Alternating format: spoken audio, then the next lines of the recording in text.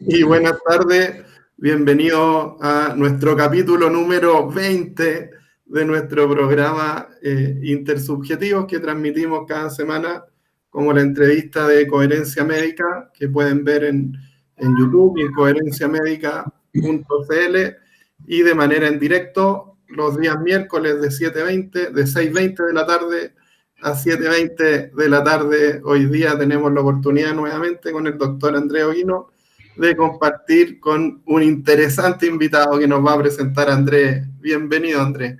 Hola, Ivo, buenas tardes, ¿cómo estás? ¿Cómo están todos? Buenas tardes a todas y a todos en esta tarde de 23 de diciembre. Y bueno, y por supuesto un saludo para todos los que nos van a ver en horarios diferidos. Bueno, hoy día tenemos una invitada súper especial, estoy súper contento de tenerla porque es una invitada pero totalmente navideña a propósito, tiene que ver con esta energía a propósito de eso, porque ya tuvimos el 21 de diciembre una mega ultra conjunción Júpiter-Saturno, que son dos energías bien potentes. Cuando cerremos el programa vamos a hablar un poquito sobre eso, ¿ya? Y posterior a esto tenemos la energía de la Navidad, a propósito.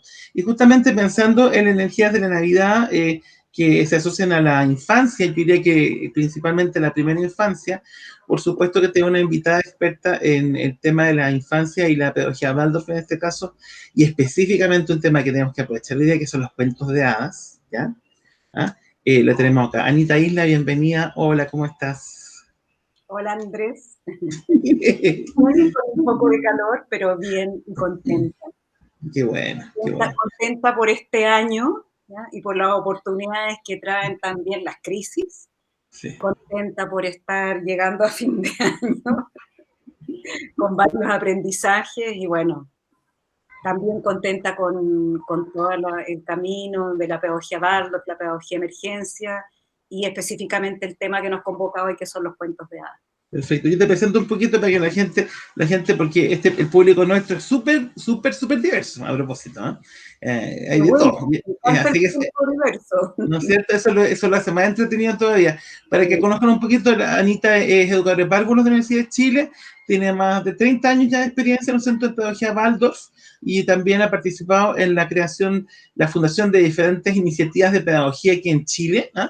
Y ella es conferencista, es profesora, es formador de profesores Waldorf también aquí en Chile y también conferencista en Chile y a nivel internacional, y también ha desarrollado un tema súper interesante que te voy a aprovechar de preguntar, pero no en este momento, sobre lo que es la famosa pedagogía de emergencia. A propósito, me gustaría un poquitito, aunque sea, hablar sobre eso.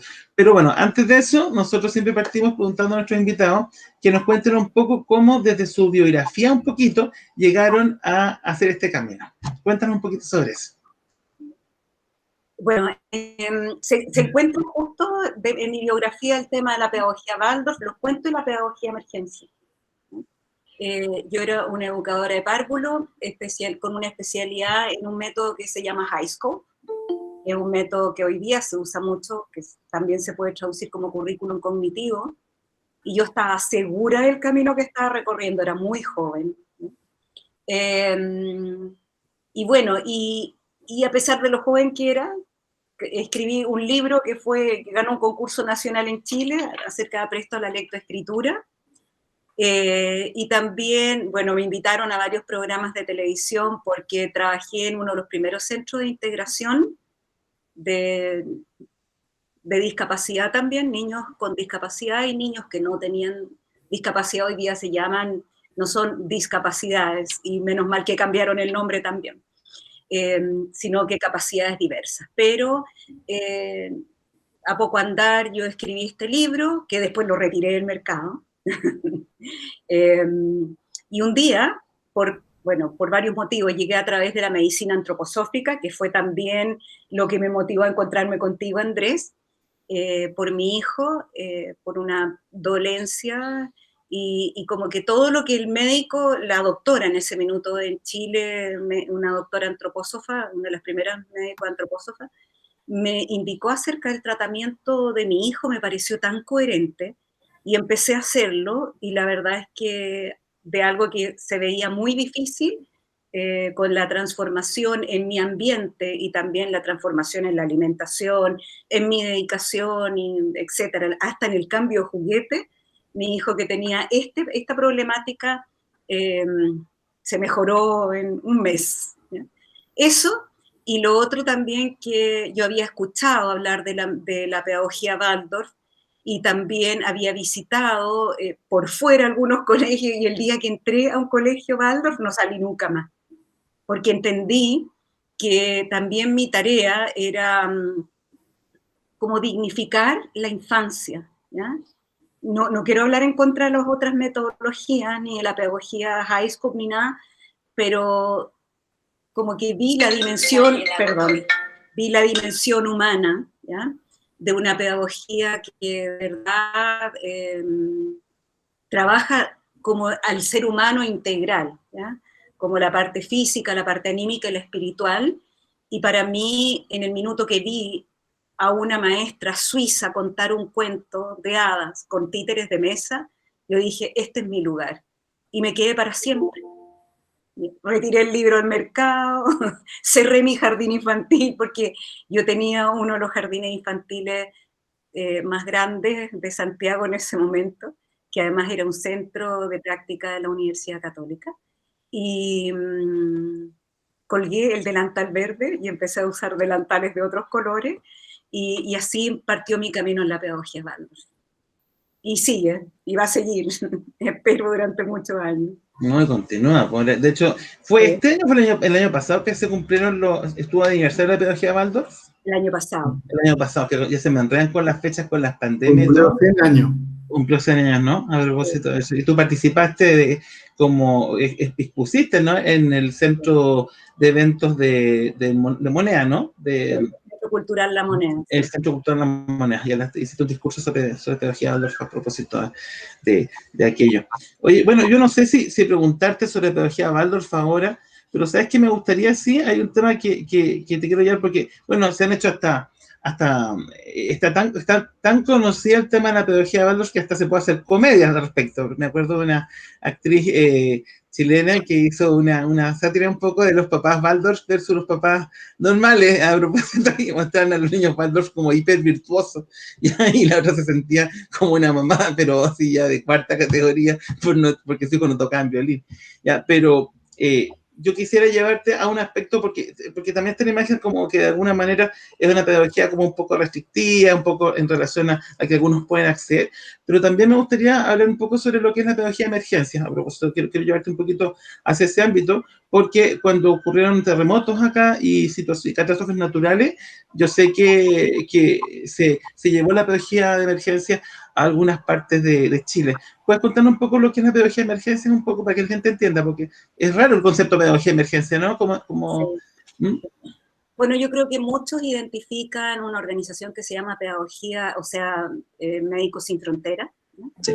Y la pedagogía Waldorf, desde la pedagogía, y eso tiene que quedar sumamente claro hoy día y siempre, que desde la pedagogía aporta con herramientas que ayudan a aliviar, a superar y a reparar las consecuencias de las vivencias traumáticas y del estrés que producen. Por un lado, las catástrofes naturales, a las cuales estábamos acostumbrados como pedagogía de emergencia. Y es interesante tu pregunta porque hoy día, bueno, nosotros cada vez que hay una emergencia, el equipo de pedagogía de emergencia tiene que partir a auxiliar a los niños, a los jóvenes, a los niños y las niñas, los jóvenes y las familias también que atraviesan por estos procesos traumáticos. Pero este año nos ha tocado algo excepcional, porque estamos todos atravesando procesos traumáticos, la humanidad toda, en el fondo, estamos atravesados por la pandemia, y la pedagogía de emergencia yo creo que ha tenido una actividad más grande y más profunda que nunca antes, tratando de llevar alivio a las distintas comunidades que están atravesando por esto. Y es súper importante, Andrés, Ivo y Cristóbal, que estás ahí también en el audio, es súper importante saber que la pedagogía de emergencia este año trabajó varios temas, ¿ya? Y uno de los temas que trabajamos es la escuela como lugar seguro. Es como devolverles esa seguridad y esa confianza a los niños, que además, a los niños y a las niñas que además están todo el día permeados por las noticias y por todo esto que nosotros también hacemos, ¿ya? Que es hablar delante de los niños y de las niñas de como no entendiendo que ellos están siempre escuchando y viendo nuestras reacciones y haciéndose parte de nuestras opiniones también.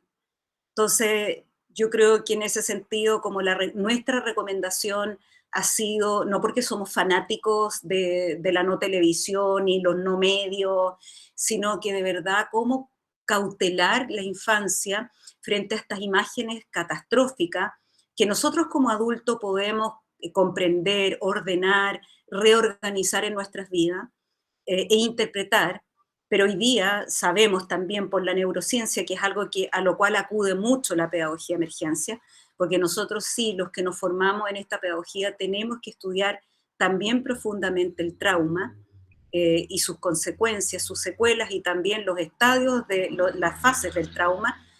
Sabemos que nosotros, todo esto que podemos resignificar, el niño pequeño, incluso por la estructura de su cerebro, no puede hacerlo.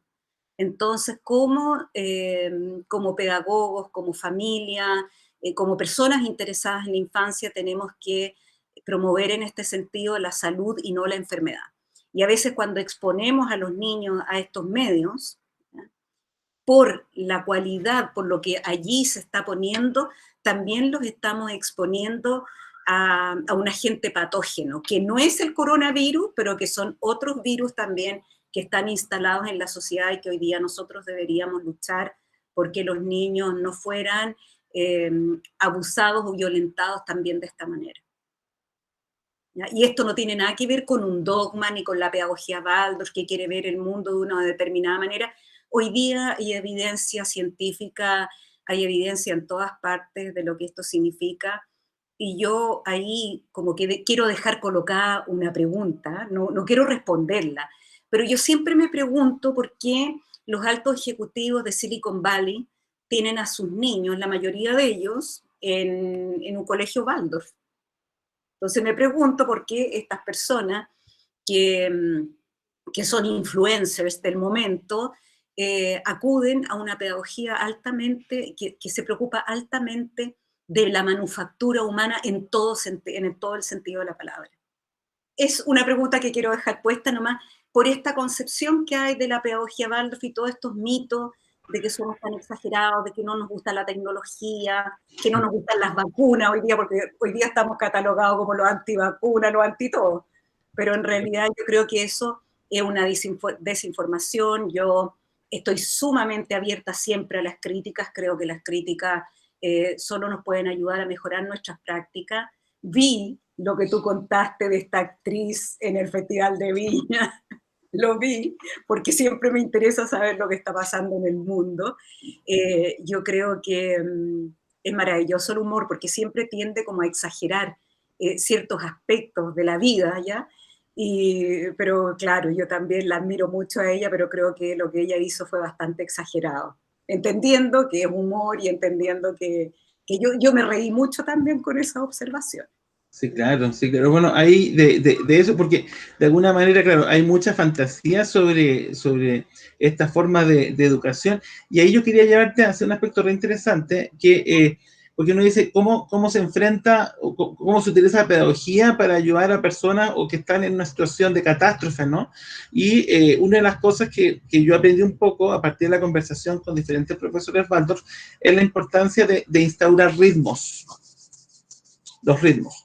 ¿Me puede contar un poquito para la gente que no conoce esto? ¿A qué se refiere con instaurar ritmos? ¿Por qué es importante mantener ritmos? Bueno, hoy día yo creo que el tema que nos convoca, que tiene que ver con los cuentos, nos habla también de ritmos y ritos, ¿ya? El cuento entendido y el mito también como los ritos y la importancia de los ritos en la humanidad. Cuando un niño, una niña, un joven, o nosotros, incluso nosotros mismos, atravesamos por algún trauma, ¿ya?, o por una experiencia estresante, por lo general perdemos ciertos ritmos, como el ritmo de sueño, el ritmo de alimentación, la orientación espacial, la orientación temporal, en fin, bueno. También de repente nosotros actuamos desde este reflejo de moro, de lucha y de huida, porque la situación traumática de repente nos desequilibra o nos desarmoniza. Y lo que la pedagogía Waldorf, la pedagogía emergencia, toma como herramienta, que es muy propia de la pedagogía Waldorf, ayuda como a volver a restaurar estos ritmos, ¿ya? Que es lo que se ha perdido, ¿ya? Y volvemos como a, tal vez, no voy a poner la palabra exagerar, pero sí a apoyar a la comunidad donde se encuentran los niños y las niñas, eh, a ayudar a los padres a comprender la importancia de mantener como estos ritmos de contracción y expansión, inhalación, exhalación, ritmos de sueño, de vigilia, de sana alimentación, de horarios, porque eso de todas maneras va fortaleciendo el cuerpo vital del ser humano, ¿ya? Y junto con fortalecer el cuerpo vital también se fortalece el cuerpo anímico y también se fortalece la vida espiritual del niño y de la niña y de los jóvenes. Entonces, claro que a nosotros nos importa mucho cuando vamos a intervenciones de pedagogía de emergencia, trabajar con herramientas de la pedagogía Waldorf, con varias, porque la pedagogía Waldorf tiene múltiples herramientas, pero también en nuestras prácticas, en nuestras intervenciones, traemos este ritmo, ¿ya? Como te decía, de contracción, de expansión, de inhalación, de ir para adentro, ir para afuera, y propiciamos que las familias también entiendan la importancia de la vida rítmica, porque yo creo que a todos nos ha pasado durante esta pandemia que perdimos el ritmo del sueño, ¿ya? De repente tampoco sabíamos en qué día estábamos. ¿Se fijan ustedes que de repente nos preguntábamos, bueno, ¿y hoy día es martes o miércoles? A mí me pasó muchas veces que me encontraba con gente que me decía, no tengo idea si es fin de semana, y entonces uno ve en la vida propia ese ritmo alterado, y lo que uno tiene que proporcionarle a los niños que están atravesados o influidos por algún trauma es devolverle esa vida rítmica para fortalecer este cuerpo vital que finalmente es el que le va a brindar salud al cuerpo físico. A mí me gustaría, ahí Anita, en un momento más, que comentara un poquito esto de los cuerpos, que la gente acá, como comentaba Andrés, que ve el programa, viene de diferentes tradiciones y no tiene tan incluida esta imagen de la cuatrimembración de la antroposofía, en la que uno está como más ambientado. Pero quería preguntarte antes, que tenemos esta primera parte del programa que tiene que ver un poco más con tu camino, y quisieras como una mirada a como tu infancia, tu adolescencia y a ciertos elementos previos a este encuentro con la medicina antroposófica que después para ti fue tan claro en tu vida como educadora. Sí, ¿qué elementos de tu vida pre este momento tú crees que te marcaron? ¿Algún familiar? ¿Algún evento? Quizás esto de los ritmos estuvo en tu vida dado, en tu historia, y de pronto cuando lo viste plasmado en esta teoría, lo conectaste, como un poquito de cómo tu biografía tú sientes que te interpeló a avanzar en este camino. Es interesante tu pregunta, Ivo, porque, claro, hay cosas de mi infancia que evidentemente, bueno, como la de todos, ¿no? Yo creo que el gran regalo y muchas veces la gran herida está en la primera infancia, ¿ya? Y muchas veces el gran regalo y la gran herida es lo que nos lleva a recorrer un camino insospechado, porque yo estudié arte en la Universidad Católica, primero estudié educación, pero yo siempre quise ser artista, siempre quise dedicarme a la pintura, al dibujo, y yo fui una adolescente muy rebelde, tremendamente rebelde, ¿sí? Y, bueno, postulé a la universidad cuando me fui a vivir por un tiempo a Estados Unidos, y cuando me tocaba postular, yo estaba en Estados Unidos y yo había postulado por casualidad, por esas cosas que no son casualidades, que uno las entiende después, pero por casualidad había puesto en mis postulaciones educación en el último, así como la última alternativa, porque me encontré con una amiga en la fila que quería estudiar educación parvularia.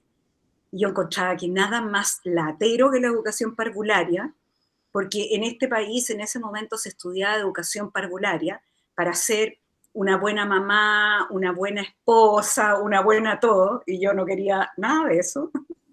Yo quería ser artista, pero mis papás encontraron que, dada mi rebeldía, lo mejor que ellos podían hacer por mí, que yo había dejado un poder, era inscribirme en educación parvularia, que era la carrera de moda, entre paréntesis. ¿Eh? Era como una carrera de la Católica de la Chile, estaba muy de moda. Y bueno, y yo quería estudiar, ya quería sacar la carrera muy luego, de hecho terminé la universidad a los 19 años, a los 20 ya estaba recibida, y como que les mostré el cartón a mis papás y partí a estudiar arte. Pero cuando yo salí de la universidad, como me fue tan bien porque yo quería terminar luego, mi supervisora de práctica me encontró trabajo al tiro en este centro de, de integración y, y terminé, bueno, tenía 20 años y yo era la directora de ese centro. Y toda la gente que trabajaba ahí tenía sobre 40. Bueno, y me fue tan bien que me llamaron de la editorial universitaria que escribiera el libro, y me invitaron a un programa en el Canal 13. Y como que la vida se fue, no sé, se fue manifestando porque yo creo que yo decía, 5 años más dejo la carrera. Bueno, en 10 años, no en realidad en 15, no, en 20. Y paralelamente estudiaba arte y otras cosas. Y de repente cuando yo tenía 40 años, un día estaba tiñendo, ¿ya? Vellón y tiñendo gasas, y entró, así, pero literalmente un rayo de sol por la ventana, estaban todos los niños parados frente a mí, y yo estaba revolviendo, y estaba en ese acto absolutamente artesanal y humano, y dije, en realidad yo he estudiado toda mi vida para llegar a este momento. Y ahí me di cuenta que yo siempre había sido educadora, que cuando niña yo jugaba con mis muñecas y tenía todas mis muñecas sentadas delante mío y les enseñaba. Y como que descubrí que había hecho un camino siempre de educadora, contra el cual me rebelaba, pero yo había estudiado canto, había estudiado danza y había estudiado arte. Y de repente, en ese minuto, en estos 40 años, como que confluyó todo y yo dije, claro, o sea, yo estudié todo esto para llegar a este momento. Eso. Qué lindo. Y hermosa historia. Oye, pasando de una historia hermosa a un cuento hermoso. Bueno, ¿Sí? A es que es propósito, un cuento, al final. exacto, es un verdadero relato. Sabes que bueno, justamente por ser Navidad, es una época en que, de alguna manera, yo creo que todas las personas de diferentes tipos de pedagogía o de formas de educación se acercan a los cuentos. Eso sí que creo que es inevitable, y si no, eso ocurre dentro de las casas. ¿Cómo poder empezar con este tema? Porque es tan grande. Ya, te voy a preguntar lo siguiente. ¿Por qué sientes tú que los cuentos son curativos y necesarios ahora?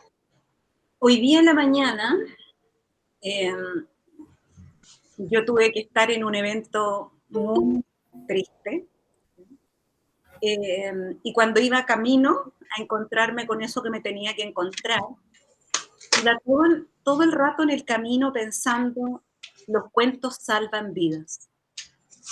¿No? Y pensé, que exagerado pensarlo así, pero después me di cuenta que no era exagerada mi observación, porque los cuentos salvan vidas. Nosotros sabemos hoy día lo que está sucediendo con el sistema inmune y cómo estamos afectados, bueno, por lo que estamos viviendo y por otras cosas también, por el déficit en nuestra alimentación. Hoy día me llegó un artículo que hablaba de la placenta de muchas mujeres hoy día, donde empiezan a aparecer plásticos. Yo pedí las fuentes y dije, por favor, infórmenme de estas fuentes, colorantes y plásticos. Decía, la humanidad hoy día y en lo que estamos, y los desafíos y las oportunidades que tenemos de verdad de actuar salutogénicamente, llevando salud. Y pensé, los cuentos para los seres humanos hoy día, y no me estoy refiriendo solo a la infancia, son verdaderas tablas de salvavidas. ¿Por qué son verdaderas tablas de salvavidas? Porque los cuentos, un verdadero cuento, un buen cuento de hadas, contiene en sí mismo eh, el desafío, el obstáculo y el camino de salida, ¿no? Dice Rudolf Steiner, que es una frase célebre que yo siempre pongo cuando hablo de los cuentos, que el pan es al cuerpo lo que el cuento es al alma. Y cuando yo entendí ese principio nutritivo de los cuentos y empecé a trabajarlos en mi propia vida y en las personas que me consultaban y en talleres de cuentos y en niños con problemas eh, objetivos de salud y de salud anímica también, y me di cuenta lo que el proceso, cómo este proceso del cuento es vivido en cada uno de nosotros, porque de partida, bueno, el cuento es como un símbolo, una metáfora de una biografía entera o de la biografía evolutiva de la historia de la humanidad. Eh, y de verdad uno se adentra en estas profundidades a comprender estos arquetipos de los cuales no solo Rudolf Steiner habla, o sea, habló Jung, Bruno Bettelheim, bueno, tantos autores, Goethe mismo, que era un tremendo científico, un pensador, un filósofo, como que traduce su obra a través de un cuento que se llama La serpiente verde y la bella lilia, y uno dice, ¿por qué? Y el Dante de Alighieri, la Divina Comedia, y uno dice, ¿por qué a través de la metáfora? ¿Qué es lo que esconde la metáfora? ¿Qué es lo que se esconde? ¿Cuál es este vestido imaginativo del que se sirven los cuentos para contar verdades que están ocultas detrás de esto? ¿Y por qué se cuentan imaginativamente? Bueno, en la medida que yo empecé a entrar en los cuentos y a darme y a tomar a distintos autores, porque yo no solo tomé a Rudolf Steiner al principio, de hecho como que lo tomé bien al final, porque partí estudiando los cuentos de hadas muy tempranamente. Me acuerdo que mi papá me regaló a los 14 años el libro El hombre y sus símbolos de Jung, y cuando empecé a darme cuenta que había algo en un mundo que yo podía incluso imaginativamente acercarme y que también a través de los sueños yo descubría que había ciertos símbolos, entendí que había una verdad explícita y otra verdad que se ocultaba para que nosotros eh, quisiéramos acceder a ese misterio. Y cuando los empecé a trabajar y los empecé también a trabajar en mí misma, me di cuenta que en realidad es un pozo insondable, un cofre de tesoros que vive en cada uno de nosotros y que, bueno, como una buena hada o hado que hay en cada uno de nosotros, tenemos que usar la varita mágica para ir a despertarlo. Yo he trabajado con grupos de mujeres, con grupos de feministas, con grupos de hombres, con médicos, con psicólogos, con padres y madres, con abuelas, eh, en talleres de cuentos, y la verdad es que siempre siento que es una maravillosa oportunidad de ir develando estas verdades para todos. Verdades que, dicho sea de paso, evolutivamente vienen, o sea, son lo más arcaicos que hay. Yo pienso que hace unos pocos años atrás en Inglaterra se volvió a traducir los cuentos de los hermanos Grimm, los originales, y digo, ¿por qué estos cuentos quieren seguir viviendo cuando son interpretados como cuentos antiguos que son crueles, que hay brujas? Y yo me pregunto, ¿ya? Cuando nosotros sometemos a los niños y a las niñas a todo esto que estamos hablando hoy día, ¿de qué brujos y de qué brujas estamos hablando? O sea, ¿de qué ataques, de qué obstáculos? Y creo que en ese sentido los cuentos, como dice Rudolf Steiner, y ahí sí que lo cito, de verdad son este gran tesoro al cual cada uno de nosotros y nosotras podemos acceder, si queremos entrar en eso. Sí. Oye, y ahí, justo a partir de lo que tú me dices, porque he tenido conversaciones porque yo tengo muchos papás jóvenes también, con estas inquietudes, de repente algunos pediatras me mandaron los papás también para acompañarlos terapéuticamente, y justamente aparece esta conversación sobre el tipo de cuentos, ¿no? Que sé por qué contar cuentos donde hay un lobo que se come una niñita y se come a la abuelita, ¿cómo le meten ese tipo de imágenes tan crueles, dicen algunas personas, ¿ya? pero desde esta perspectiva, la forma en que se cuenta la historia, el cuento también es diferente, la imagen que se traga es diferente. ¿Qué pasa con eso? ¿Qué se puede decir al respecto? Porque yo entiendo que es una interpretación como más superficial y también influye un poco por el tema, esta cosa Disney, ya tal vez va a ser feo lo que voy a decir, esta tendencia Disney como a descremar las cosas. Como a sacarle el colesterol, sacarle la lactosa, para que los cuentos estén más deslavados, estén menos, comillas, con un contenido mucho más liviano y con finales más predecibles, como desde estos cuentos donde todos son felices finalmente. ¿Qué pasa un poco con eso? Bueno, yo creo que uno de los peores detractores de los cuentos de hadas, y de hecho yo me atrevo a decirlo así, pero con pleno conocimiento de causa, yo creo que Walt Disney sabía perfectamente lo que estaba haciendo cuando sacó estas verdades arquetípicas profundas de los cuentos de hadas. O sea, que él arbitrariamente haya sacado a 10 de las hadas de la Bella Durmiente, que son como el sostén cósmico del ser humano, no es inocuo. ¿eh?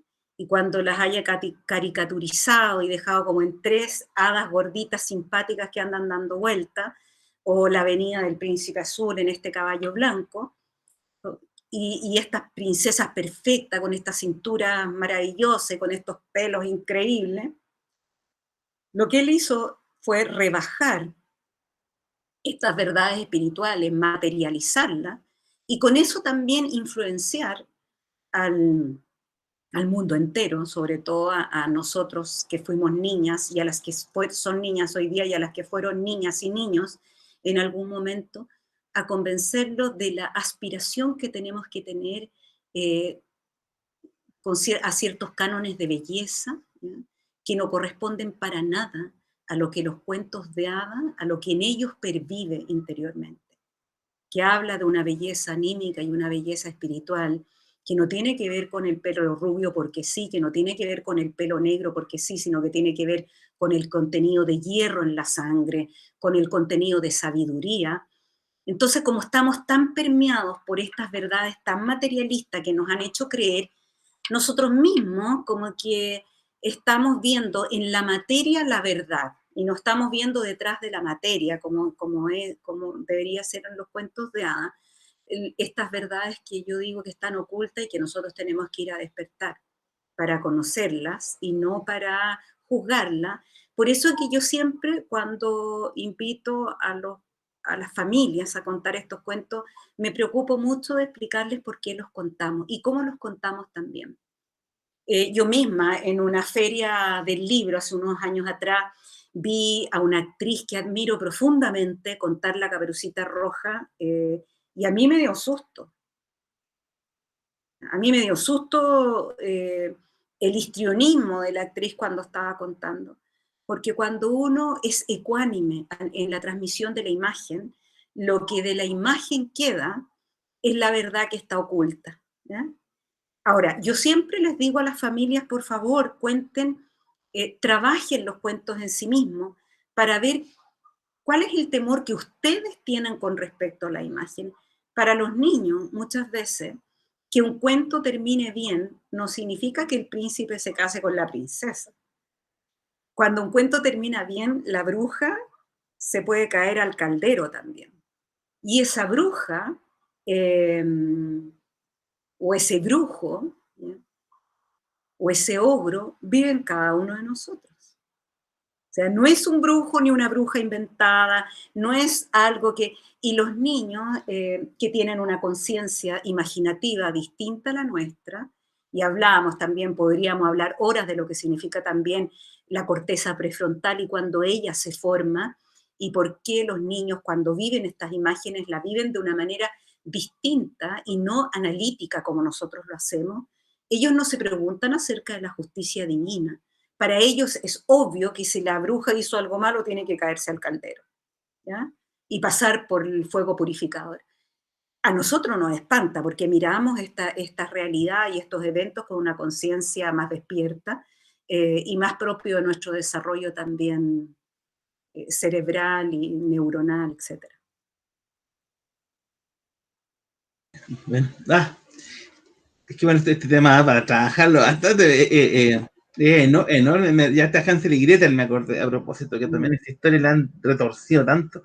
Y me acordé de una historia, bueno, de esta película Frozen, que yo no sé si viene no sé si viene de algún cuento tradicional noruego o sueco, no lo tengo tan claro, pero me acuerdo que vi la segunda parte que la transmitieron por internet, por una plataforma de internet, y la verdad que el cuento tenía re poco, y más bien tenía hasta como contenidos como de serie de televisión.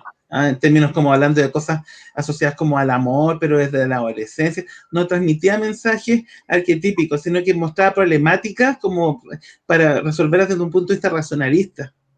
¿Ah?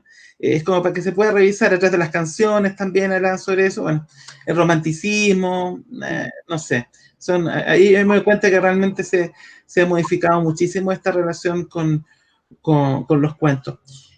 Ivo, ¿querés preguntarle? Yo me estoy robando la entrevista hoy día.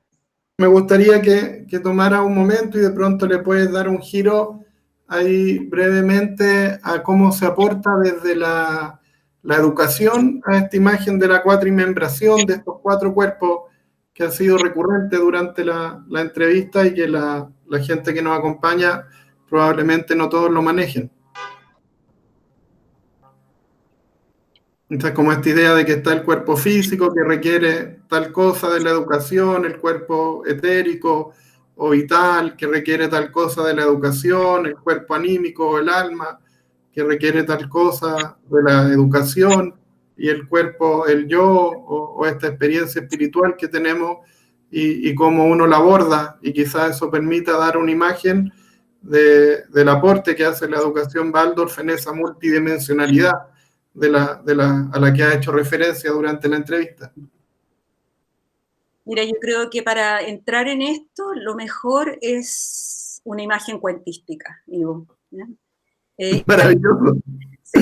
Y también es importante decir, por ejemplo, que en el primer septenio, bueno, yo soy una educadora que trabajaba en el primer y en el segundo septenio principalmente, y tal vez en el cuarto septenio, porque trabajo también con jóvenes, ¿no? Con jóvenes. Con el tercer septenio no he trabajado, pero sí con jóvenes que están queriendo formarse como profesores Waldorf. A mí me llama mucho la atención hoy día el gran interés que hay por la pedagogía Waldorf. Puedo entenderlo. Y puedo entender que ya como que todos nos cansamos de esta educación que en realidad lo único que quiere es como... A ver, voy a ponerlo desde otro lugar. Tengo un amigo muy querido que siempre dice, nosotros no queremos que nuestros niños se adapten al mundo. ¿Sí? Nosotros queremos que nuestros niños y niñas transformen el mundo. ¿Y cómo nuestros niños y niñas van a transformar el mundo si nosotros vemos en la educación, y aquí voy a poner entre comillas también la educación Waldorf, que no se salva de esto? Vemos en la educación como un método, ¿ya? Y no vemos lo vivo de la educación y la reinterpretación y la interpretación que uno cada día tiene que hacer de la educación cuando uno trabaja con seres vivos. Porque imagínate, yo partí hace 40 y algo años siendo educadora. Y si yo viese la educación como la veía en el comienzo de mi desarrollo como educadora, o incluso cuando yo partí en la pedagogía Waldorf, imagínate lo que eso sería, o sea, lo pétreo, y por eso que dije una imagen de cuento, porque Orfeo y Eurídice, cuando se dan vuelta y quedan convertidos en estatua de sal, ¿ya?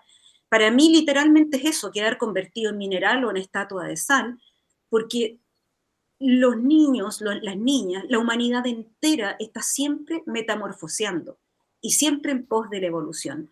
Y si nosotros vemos al niño y a la niña instalados en un momento y no logramos interpretar como este fenómeno que viene al encuentro de nosotros los profesores, que deberíamos ser más que profesores, entendiendo lo alto que significa de la profesión, deberíamos ser verdaderos maestros y maestras, ¿sí?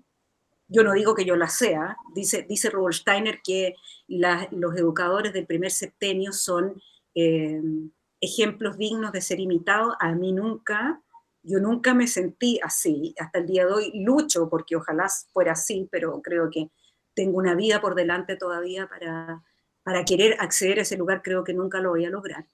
Pero, y el maestro del primer septenio es como esta autoridad amada, que no es una autoridad por la disciplina, sino que porque de verdad es un autor de lo que el mundo le entrega para interpretarlo y ponerlo delante de los niños. Yo creo que la tarea es muy alta y no leer diariamente en el libro de la vida lo que la vida está queriendo que nosotros interpretemos para nuestros niños y niñas, yo creo que ni la educación Waldorf se libera de eso, porque cuando nosotros como profesores Waldorf creemos que porque somos profesores Waldorf y porque tenemos gasas preciosas y porque tenemos como algo que la gente llama altar, que no son altares, sino que son mesas de estación, eh, perfecto, en nuestra sala pero pulcra, y creen que eso determina lo que es la pedagogía Waldorf, estamos todos muy equivocados y nos tenemos que ir todos para la casa.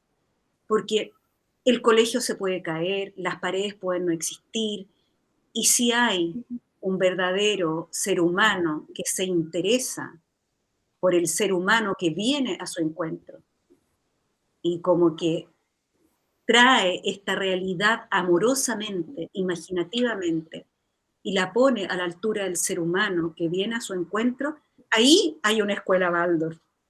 La escuela Waldorf no necesita ni del vellón, ni de los materiales nobles. O sea, qué rico que lo tengan, qué bueno, maravilloso, porque los niños a través de eso se nutren. Pero un maestro Waldorf, una maestra Waldorf, se requiere solo de su propio camino de autoeducación, del trabajo interno, del trabajo meditativo, del trabajo diario, como yo digo, de pasarse la piedra pome todos los días, ¿ya? Porque yo creo, y lo digo pero absolutamente, honestamente, ¿ya? Yo nunca salí de mi sala pensando qué bien que lo hice hoy día. O sea, siempre, y no por un anhelo perfeccionismo para nada, sino que en realidad, qué bueno lo que hice en este aspecto, pero si yo hago la retrospectiva del día y hay un niño que no he visto y que digo, chuta, ¿dónde estaba ese niño hoy día? Quiere decir que algo me faltó y que algo tengo que seguir trabajando en mí. Y yo creo que es eso, no querer ser perfecto, porque no lo vamos a lograr en esta encarnación, pero sí como tener esa conciencia de que nosotros trabajamos con el elemento más alto, que es el ser humano, ¿ya? Y que tenemos que prepararnos para eso.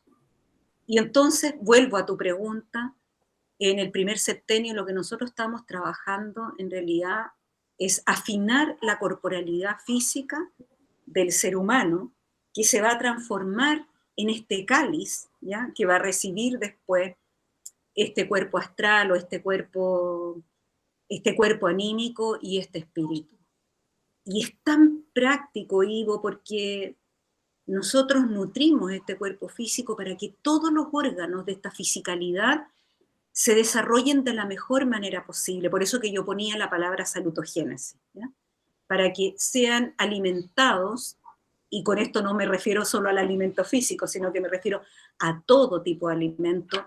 Dice Rudolf Steiner, el niño es todo él un órgano de percepción sensoria, susceptible de ser impactado por todo lo que viene a su encuentro, y todo lo que viene a su encuentro lo nutre y lo forma, y con eso ya vamos al pulmón, al corazón, al cerebro, al hígado, y no alimentamos tanto este cerebro que nos gusta tanto, ¿ya? Porque entre los 0 y los 7 años, desde lo que más, o sea, es el septenio donde más se aprenden, y vamos metiéndole contenido a los niños, y aprende el hígado, aprende el riñón, aprende el corazón, aprende el intestino, aprende todo, pero también forman, o sea, como que se trabaja la funcionalidad de sus órganos para que después el niño y la niña, en septenios más adelante, de verdad busquen este aprendizaje y tengan esta sed de aprendizaje, porque su cuerpo físico ya está a tono para ponerse en esa dirección.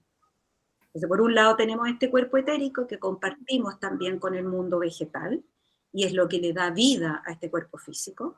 Tenemos también este cuerpo anímico, cuerpo astral, que compartimos con el mundo animal, porque estamos animados, ¿ya? tenemos un alma, y también está lo que tú decías, este yo o esta cúspide del ser humano, que es propio solamente del reino humano, y que es lo que nosotros de verdad, vida tras vida, tenemos que llevar a la perfección. No sé si con eso respondo en parte tu pregunta. Sí, muy bien. Bueno, nos quedan poquitos minutos, así que aprovechemos este espacio para los que están presentes, si tienen alguna pregunta, algún comentario, algo que les gustaría preguntarle a Anita.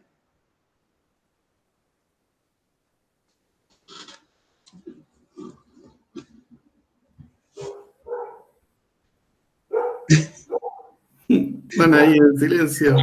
No se atreven. Solo agradecerles, Yo tengo una pregunta. Pamela Uribe, adelante. Sí, con respecto a los cuentos, yo siempre he tenido como el mismo interés que tiene Anita de saber como el trasfondo del cuento cuando uno está narrándolo con los niños. ¿Existe, Anita, algún libro el cual uno puede profundizar eso, como el trasfondo o el contenido que va al alma del niño? ¿Existe un libro así o no? Esa, gracias. Gracias, Pamela. Mira, Pamela, te voy a responder esta pregunta de distintas maneras, pero lo primero es que hay muchos autores que han hablado acerca de los cuentos de hadas y la importancia que tiene ello para la vida de la infancia. Y también, como contaba, para todas las edades, porque la maravilla de los cuentos de Grimm es que la verdad es que son para todas las edades. Pero sí, hay muchos autores que hablan, bueno, tenemos el padre de la logoterapia, que es Viktor Frankl también, que habla de la importancia de los cuentos, Bruno Bettelheim, que habló de la infancia de los cuentos. Hay muchos autores, pero dentro del camino antroposófico, que es como el sustento de la pedagogía Waldorf, hoy día hay muchos intérpretes de cuentos. Antes solo conocíamos La sabiduría de los cuentos, que es una obra de Rudolf Steiner, pero hoy día hay muchos, muchos autores. Mi invitación es otra. Mi invitación, porque yo durante muchos años llevé mis talleres basados en la sabiduría de los cuentos de hadas, en interpretaciones de Rudolf Meyer, interpretaciones de Udo de Hades, que son autores ligados a la antroposofía. Hoy día hay muchos más. Pero para mí lo más importante y lo que yo siempre le pido a la gente que trabaja conmigo en los talleres de cuentos, que empiecen a leer cuentos y que empiecen a entrar en el camino y en el proceso del cuento imaginativamente, sin querer ponerle una imagen y qué significará esto, qué significará entrar al bosque, qué significará que aparezca el sombrero mágico que salva al héroe, o la espada que salva a la heroína, porque héroes y heroínas viven en cada uno de nosotros, hombres y mujeres. El alma femenina y el alma masculina es algo que nos pertenece a todos.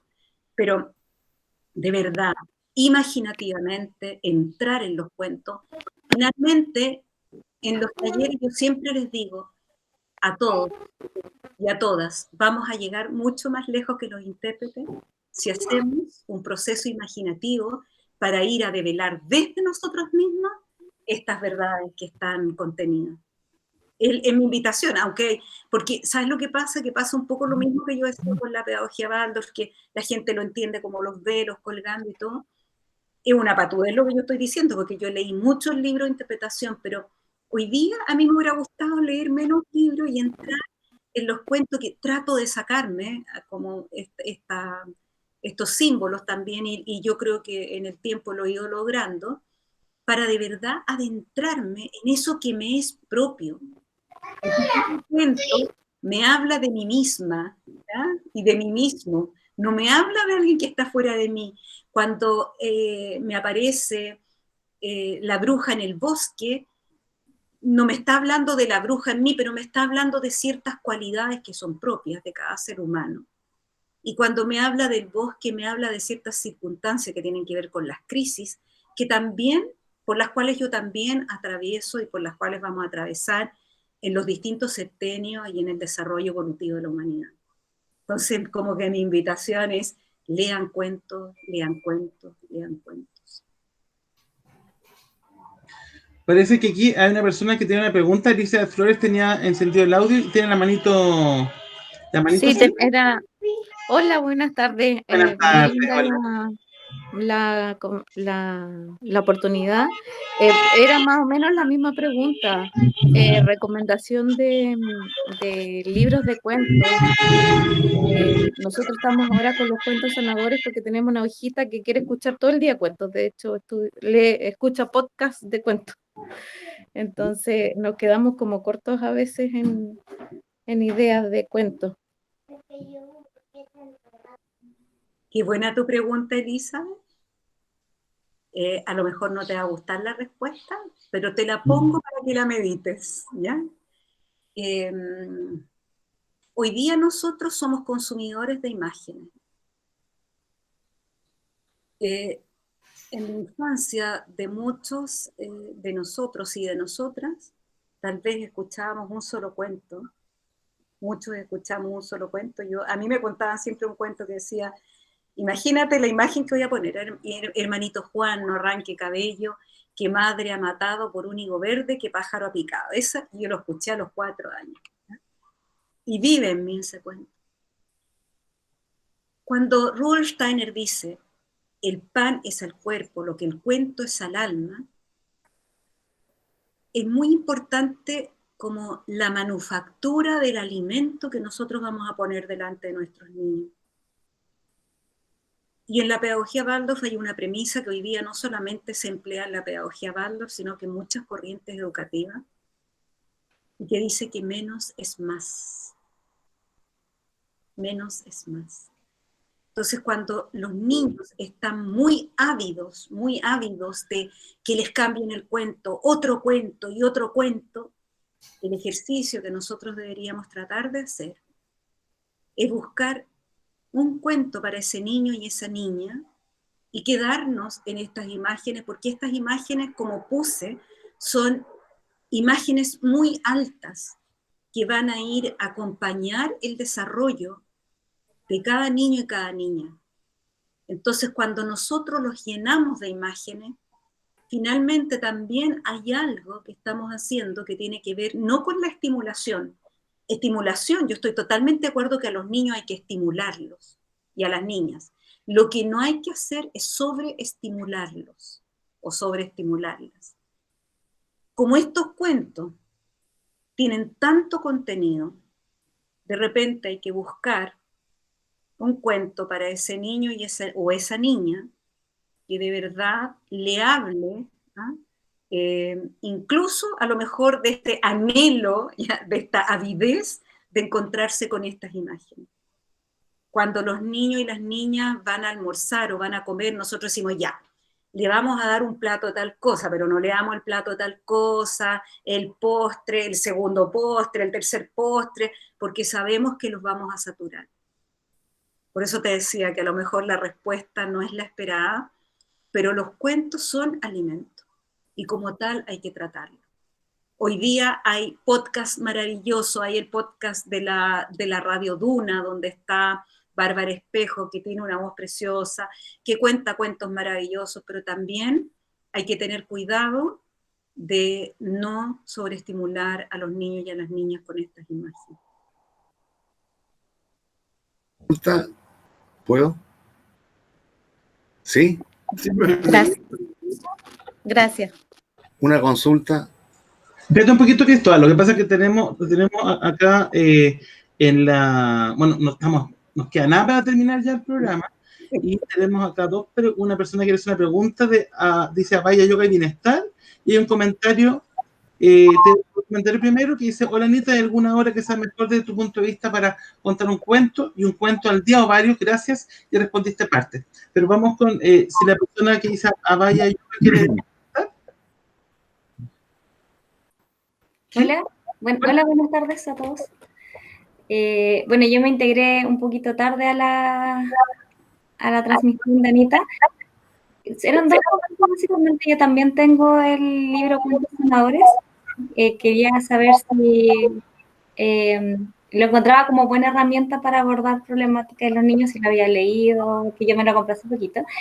Y estoy tan fascinada, yo la conocí hace poquito a ella, y si va a hacer algún taller pronto, porque en verdad me apasiona mucho el tema de los cuentos, y al escucharla como aún más. Entonces, solamente saber si hay alguna fecha que va. ¿Cómo te llamas? Yo soy María José. Ya, María José. Gracias. De Voy a nada. contestar dos preguntas en una, ¿no? La primera, ¿qué cuentos contar? Los cuentos, conozco los cuentos sanadores muy de cerca, conozco también mucho de la obra de Susan Perrow. Recomiendo los cuentos de hadas, ¿ya? Y recomiendo, porque los cuentos de hadas en sí mismos contienen un aspecto sanador, ¿ya? Es muy importante, hay un micrófono que está vibrando.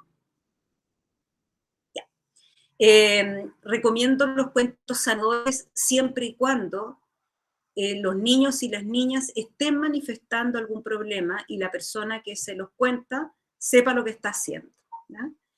Cuando Susan Perrow escribe los cuentos sanadores, ella habla de ciertos niños o niñas con ciertos problemas, ¿ya? Por ejemplo, cuenta de un niño y una niña, o una niña que se vio enfrentada a un incendio, y el cuento que ella elaboró para esa circunstancia, o para la separación de los padres, o para... Sigo en mi misma premisa de que cuando un ser humano viene al encuentro de uno tiene que abrirse a ese encuentro y buscar el alimento apropiado para esa alma. Salió un cuento precioso de los cuentos sanadores para el coronavirus, pero no todos los niños tenían la pregunta acerca del coronavirus. Entonces, la pregunta es, ¿por qué nos anticipamos cuando la pregunta todavía no llega? ¿Ah? Cada ser humano requiere una sustancia. Los cuentos de hadas en sí contienen esa sustancia sanadora para todos los seres humanos.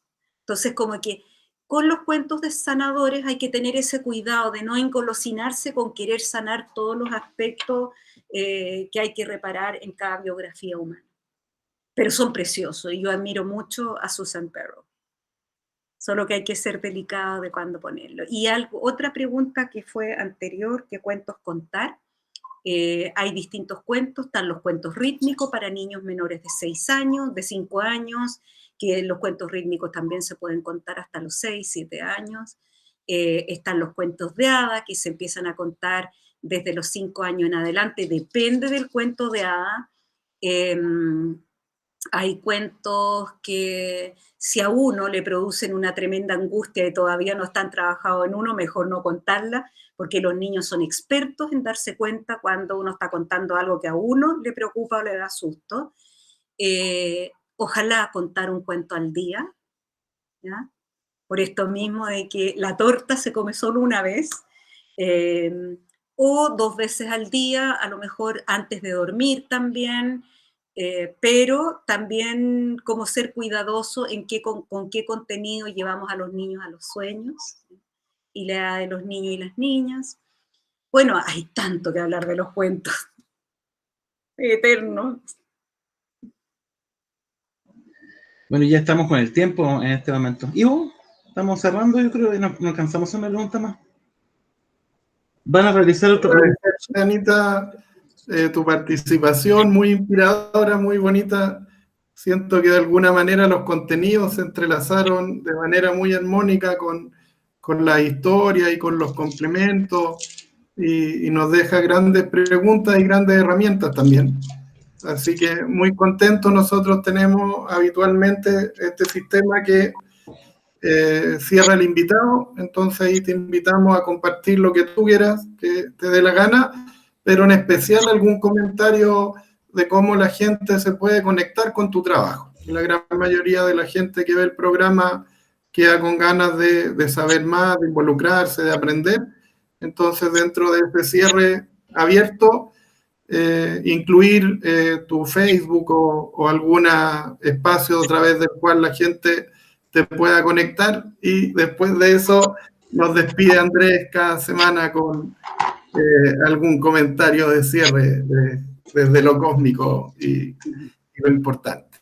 Así que nada, pues agradecerte, Anita, agradecerte, Andrés, y a todos los participantes que nos acompañaron hoy día en directo, y también un saludo a todos quienes nos ven en otros momentos y en otros espacios a través de la grabación. Así que muchas gracias y que sean unas felices fiestas del inicio del verano y de la Navidad para quienes la celebran. Bueno, yo como reflexión quisiera decir que hay muchos mitos en torno a la pedagogía Waldorf, ¿no? Y mitos que a veces se creen las mismas personas que están en la pedagogía Waldorf, ¿no? Los profesores y las profesoras Waldorf estamos siempre en el mundo. Siempre se ha hablado mucho de que la pedagogía Waldorf vive como una especie de burbuja. Yo creo que un buen profesor y una buena profesora Waldorf tiene que estar siempre atento a los fenómenos de la época. Ser muy contemporáneo, ¿no? Por eso yo quería contar que yo tengo un blog, que es Anita Isla Blog, donde siempre trato con un amigo español, tratamos ambos de ir mostrando lo que va pasando en el mundo y cómo de verdad abordarlo desde un punto de vista más humano y desde el punto de vista también de la pedagogía Waldorf y de otras corrientes. Me interesa mucho transmitir, me interesa mucho que la gente sepa que nosotros estamos permanentemente mirando por la ventana hacia afuera, que no estamos encerrados en este mundo color rosa, porque hay chistes, así como partimos hablando de esta actriz que hablaba de la pedagogía Waldorf, hay muchos chistes de estos antropósofos que viven en la nube rosa. Yo no siento para nada que vivo en la nube rosa, trato todos los días de estar muy despierta a lo que la vida me está poniendo y me está trayendo. Trato de verdad de llevar también esto a mis alumnos y a mis alumnas en el seminario y de que de verdad ellos se interesen y ellas se interesen por el mundo y sus desafíos. Y bueno, voy a dar talleres, siempre estoy dando talleres de cuento, me encanta darlo. Este año he dado muy pocos, pero sí, siempre estoy haciéndolo. Y voy a informarlo, siempre también informo a través de mi Instagram, Anita Isla. También tengo un Instagram y también tengo este blog donde hablamos mucho con Manuel de lo que fue esta pandemia, esta cuarentena, de los cuentos de hadas. También creamos algunos cuentos que eran muy atingentes a lo que estaba sucediendo. Así que los invito a eso. Los invito a que visiten eso y a entender que la pedagogía Waldorf no es este mito urbano que anda corriendo por ahí, sino que tiene un cuerpo, tiene un alma y tiene un espíritu. Muchas gracias, querida Anita. Oye, se nos fue el tiempo. Ahora sí que creo que fue uno de los programas que se nos fue más rápido de todos, ¿eh? Y quedaron preguntas pendientes, así que, bueno, las guardamos para otra ocasión. Así que, de verdad, muchas gracias por tu generosidad, por tu tiempo y, por supuesto, que te vamos a tener invitada en un próximo programa también con nosotros. Y también te recuerdo que tenemos pendiente hacer un trabajo juntos también de cuentos de hadas y medicina, ¿no? Hay mucha información terapéutica en los cuentos de hadas, de hecho los mismos medicamentos, la misma Cenicienta, por ejemplo, habíamos conversado una vez, ¿no? Que hay toda una referencia sobre la elaboración de medicamentos en base a cenizas también, a partir de eso. Pero eso es como para conversar en otra ocasión. Un abrazo muy grande, querida. Nos vemos en otra ocasión. Y para todos y todas los presentes, bueno, muy cortito porque ya tenemos que cerrar el programa. Tuvimos hace muy poquito, ¿no es cierto?, un eclipse solar en la constelación de Sagitario que marca un inicio bastante potente en relación a nuestra fe, nuestras creencias, las cosas que necesitamos replantearnos sobre la vida, y hace poquito una conjunción de dos fuerzas contrarias, que son las fuerzas de constricción de Saturno y las fuerzas de expansión de Júpiter. Entonces, esta llave de este eclipse es la antesala a esta sensación como de un canal de parto que tenemos, ¿no? Donde se producen estos movimientos de contracción, de relajación, de canal de parto para entrar a una nueva conciencia. No, la Arcígera, Acuario, no, como algunos están diciendo, pero Pero bueno, me despido. Ya la próxima semana estamos terminando el año y tenemos a una invitada, a Pia Solar, para hablar sobre las configuraciones planetarias del 2021. Vamos a hablar más de astrología la próxima semana. Muchísimas gracias a todas, muchísimas gracias a todos y será hasta muy pronto en un nuevo programa. Un abrazo, hasta pronto, bendiciones.